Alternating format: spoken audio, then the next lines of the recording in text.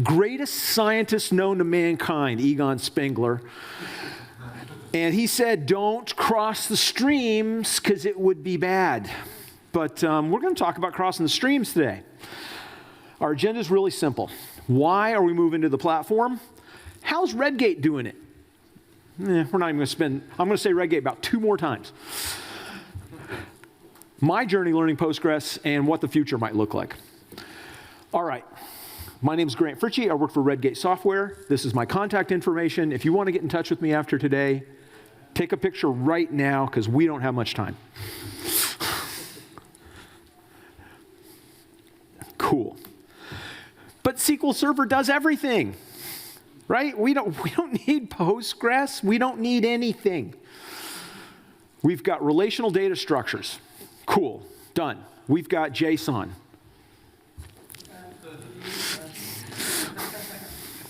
Okay, we've got graph. Stop laughing. That's not nice. We've got column store. Oh, come on now. Column store's awesome. I love column store. I'm right there, man. Column store's great. We've got oh, ooh. Ooh, he said the S word. Okay, we've got XML. Yeah! And we've got spatial index, spatial data. Right, so SQL Server has everything. Why would we move any place else? Okay, well, honestly, the JSON is nice, but MongoDB does it better. And, you know, it's really cool that we've got full text searching, who no one uses, and the people who use hate, but with a great passion, by the way. But Elasticsearch is better. You know, we've got the in-memory stuff, so we don't need to worry anymore, right? Well, yeah, Redis is way better at in-memory. Neo4j is better at graph, and Synapse is better at data warehousing than SQL Server. I know it's SQL Server under the covers. Don't know, I'm not stupid. Okay, I am kind of stupid, but I'm not that stupid. The fact of the matter is 78% of more of all companies have more than one database system that they have to manage. 78%, flat out. And a lot of them are more than 2, more than 3, more than 4, 5 is being held up back there. So who in here is supporting more than one data platform today? Right. The room, for those who don't know. Okay. Here's another question. Who is supporting more than one cloud platform? Half the room. Who's not on the cloud at all? Just curious. 1, 2, 2, 3, 4. Small number. Man, that number's reversed in the last 5 years, I'm telling you. But anyway, that's not my talk today. Obviously, multiple platforms are in existence today. Everybody's dealing with it, and everyone's dealing with the cloud. And a lot of you are dealing with more than one cloud platform. So we actually need to be able to figure out how to do this stuff. Now, why Postgres is the question. The thing is that Redgate's responding, and that this is the second time I'm going to say it. Redgate's responding to this by creating Oracle tooling, by supporting Flyway, which supports 27 different database systems, and we've actually now got Postgres support in SQL Monitor. Yes! And I think if you look at monitor.redgate.com today, the Postgres stuff got posted this morning. I think. I might be wrong. If it's not this week, it's next week. But so it's there now. So we're going this direction. Now, how did we start this? Well, we started it off with me posting this. Learning PostgreSQL with Grant. I've got a whole series of articles. We've got 6, I think, published already. I've got a 7th already written, waiting to get published. I'm going to go be publishing more. And my deal is that I'm learning Postgres. I want to have it in addition to SQL Server. I am not abandoning SQL Server. I'm going multi-platform like you already are. I've had a lucky career. I was able, you know, I mean, I started off in Paradox. PAL, anybody? OPAL? Remember OPAL? Oh God, it was horrible. Object PAL, right? PAL was the Paradox application language, and then they created an object version of it because, you know, objects. And Ugh. But anyway, I moved on from there into a bit of Sybase. Yes, I said the S word. And then into Oracle for a while. Yeah, I freely admitted I worked in Oracle. I didn't like it, but I worked there. And then I landed finally in SQL Server. I started off with Sybase SQL Server 4.2, and then I worked over to SQL Server 6.0. I missed the Microsoft's 4.2 somehow. I don't know why. And then that's all I did. So I've had a really lucky career because most of the time I just worked on one database. It was just simple. But I've decided I wanted to get better at more. So I've started with this. Why Postgres? I mean, that's the real question. Why Postgres? Well, it's really insanely successful. Oh, okay. I mean, I'm going for it. I mean, it's the fastest growing relational data structure, relational database in the world. It's growing faster than anything else. So it's a fantastic thing. It's got incredibly broad support. It's popular. People like it. It has a community. Okay, now we're going to stop right here and talk about the community because it doesn't have one community, it has two. For real. There are two SQL or Postgres SQL communities, and they don't like each other. Oh, cool. Yay. But anyway, it has a very thriving community, and it's growing, right? So there's a lot of stuff going on. So why am I learning it? This is why. It's a very popular database. It does a lot of stuff. It's growing like mad. And the fact that it's got a pre-existing community turned me on because I got my job because of SQL Server Community. But before I got my job because of SQL Server Community, I got better at my last job because of SQL Server Community. Community makes a difference for me. I recognize it, I see it, and I see it in others. I've seen people come into the community, go, oh my God, this is awesome, and then they become speakers. Maybe they become MVPs. Don't do it. It's a pain in the butt. But maybe they become MVPs, maybe not. But they become speakers. They become sharers. They really get engaged. They become helpers. Community drives a lot of growth, and it works. We like each other. A rising tide lifts all boats. I know it's a stupid saying, but it actually works. If I know something, Runa doesn't, I share it with Runa. Runa shares with me. Now we're both better off. Win. Right? That's how it goes. So that's why Postgres. Everybody cool with this? Yep. Awesome. I'm keeping an eye on the time. So how am I learning it? I started off completely semi-structured. I'm beautiful in my job. I love my job. I don't have to do production databases. Yay! So I'm chasing what interests me. I'm starting off with the basics. I mean, someone asked me, why was the very first thing you did? Okay, the very first thing I did was installs, right? How to do an install, how to get a container, how to get it up on Azure, how to get it onto AWS. But then the very next thing I did was backups. And people were like, why would you do backups next? Like, babe, if you can't do a restore, don't talk to me. Right? And so that's why I started there. So I'm starting from, it's very agile. I'm going in bits and pieces. I'm trying to do it in a structured manner so that I can communicate it to everyone else. But I also am chasing what interests me. So I just want to be clear about that. I'm not a PostgreSQL expert, therefore laying it out like a PostgreSQL expert. I'm a SQL Server person going like, well, okay, data types, varchar. All right, okay, I'm not spending a whole lot of time on varchar, right? We're going to keep going. So it's stuff like that I'm just going to kind of skipping over. Everybody cool with that? Or de-emphasizing just because it's easy. It's really easy to look up a data type. It's whether or not they're, what are they doing with arrays? Man, they've got some weird array data types. Okay, we're going to dive into that, right? That's the more interesting stuff. All right, tools I'm using. How am I learning it? Man, the cloud. AWS RDS is great. Spin up a Postgres instance, off you go. Sadly, it's not free, so I spend a lot of time in Azure because I get free Azure because I'm a Microsoft MVP, and that's great. So I spend more time there. I also like Docker containers. Docker run PostgreSQL, boom, you've got it running, you're in. I'm using Azure Data Studio quite a lot. Aaron, who was just speaking, when they built Azure Data Studio, for whatever reason, they put a Postgres plugin right there.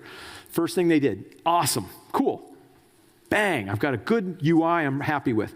I'm also using dbeaver. If you haven't looked at it, it's worth looking at. It's strange, but it's very, very helpful. Anybody using dbeaver already? 2 hands, 1 waving, 2 waving, 3 waving. Okay, cool. You're almost responding like a U.S. audience. It's great. Not picking on you, though. That's not. Oh, what's the benefit? It's a GUI. It's a GUI that will hook into source control, which is important for me. I'm a very big source control person. And it has some type ahead and some other stuff. It's kind of like SSMS. So that's why I use it. I've also used pgadmin, but not as much, funny enough. That's the actual tool from the system, but I don't like it. So I don't use it as much. I don't find it as useful. I'm also using GitHub, and if you want to, all of my code that I do, which is pedestrian as can be, is on GitHub. And then I'm using Flyway from Redgate for doing my deployments. Now, the resources I'm using to learn. I've got 9 minutes, by the way, so that's why we're kind of rolling. One, I've got a coworker named Ryan Booz. He's fantastic, great guy, and he knows Postgres. He knew Postgres a long time ago, and now he works for Redgate, and he's been helping me out. I also use the Postgres documentation, which is fantastic.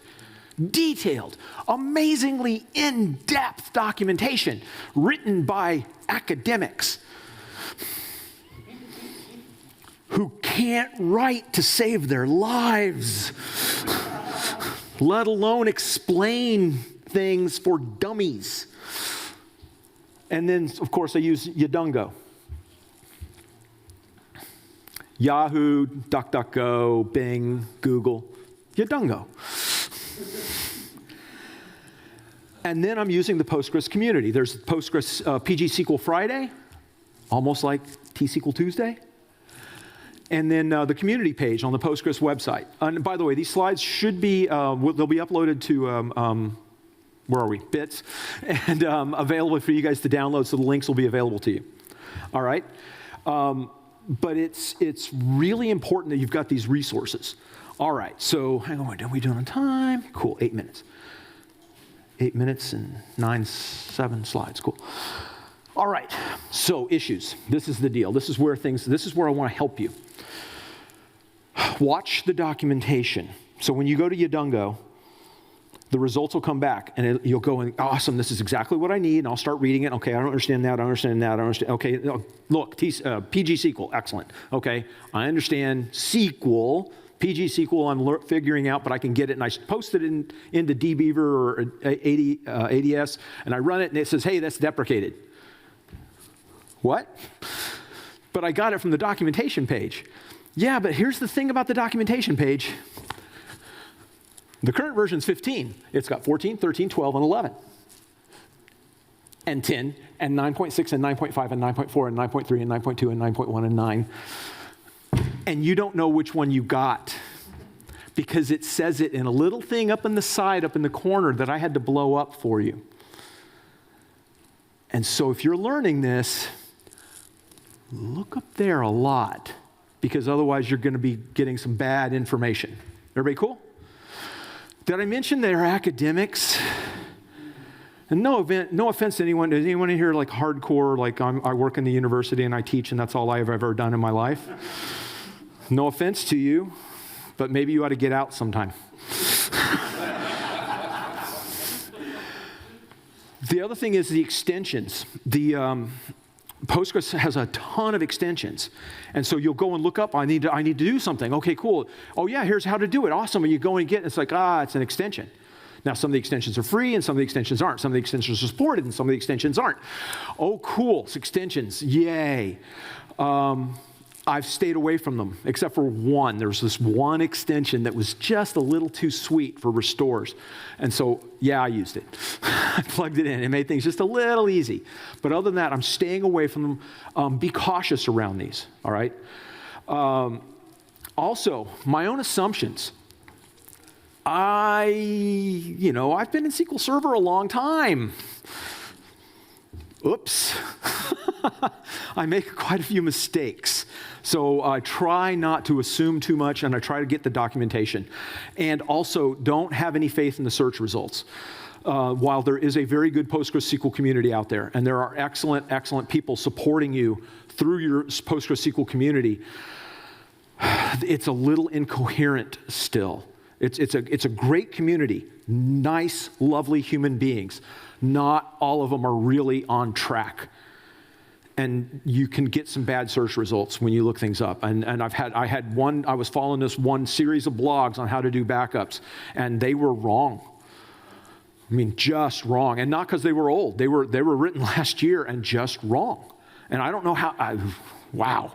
But anyway, be cautious, all right? Some other things you can do. Join the team. Attend SQL Bits. Assume breadth as well as depth. Focus on the fundamentals. Get in there and look at the basics. Look at the data types. Read through about how varchar works in Postgres. It is slightly different. It's not radically different, but it's slightly different. So you need to do that, right? That's the stuff you've got to do. Go to your community. You're already there. Cool. Now make some contacts. These are all the people interested in Postgres. Free connection right here, right now. Yay, we win. And then focus on those fundamentals, backups, restores, and all that fun stuff. What else can you do? Eliminate silos. Don't try to do this all on your own. Work with the team that you already have at your organization, even if it's just some developer you don't like, doing the Postgres stuff, and that you're like, I'm learning this because he did it. Fine. Work with that person and figure out how they're doing it and why they're doing it. Next up, establish communities of practice within your organization. I mean, if you're a solo person doing your own thing, great, that's totally different.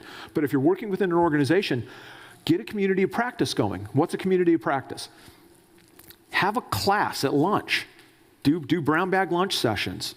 Do whatever you can to, hey, you know what? I figured out how to do restore in Postgres. Let me show you how to do that, because you might need to one day when the bus hits me. So do that. Also, measure your pain, because measuring your pain lets you measure your success. Where you're screwing up or having problems with Postgres, identify that stuff, get through it, and come up. Now, my focus is this way. This is the way I've always done it. I don't care. It's just the way I've always done things. Well, not always, because I learned some really hard lessons to get these priorities. And by that, I mean I mess things up. But security is number one. Make sure you're securing it properly. Go through that process. Next, after that, make sure that you're able to make it available. And for me, that's not talking about high availability and all that other stuff. It's just making sure I've got it on proper machines and all the rest. Not that I have to, because I don't have production databases. Number 3 is recovery. Can I restore it? Well, wait, don't you have to worry about backups? Well, if you don't have a backup, you can't restore it. So yeah, you got to take the backups first, but can you restore that backup? Anybody here not testing their SQL Server backups today? We're going to have a long talk. We have 20 minutes. We're doing away with that. We're going all. No, okay, kidding. We've only got 2 minutes left. Your priorities might be different, but I really think of these as my number 1, or number 4, and then everything after that's it. One thing I would say is automate everything. Adopt a DevOps style approach as you're going through, right off the gate, just day one. That's why I've got all my code right now that I'm doing. I'm not even doing deployments per se to Postgres, but I've got all my code in source control and sharing it with you. And then learn. So here's the deal. Redgate, we are adding to our own tool set, so we are multi-cloud and multi-platform. We're expanding, but not replacing. We are, in fact, we've tested it, right? This one works. That's a particle accelerator from Ghostbusters for crossing the streams. I knew I picked an old movie and shouldn't have. But anyway, teach, train, articles, classes, all of it multi-platform. That's what Redgate's going after. That's why we're here. That's why we're chasing this stuff down. Hopefully this was useful 20 minutes that you got today. And I know I didn't ask for questions because I only had 20 minutes. It's time. Look at that. Thank you for coming out.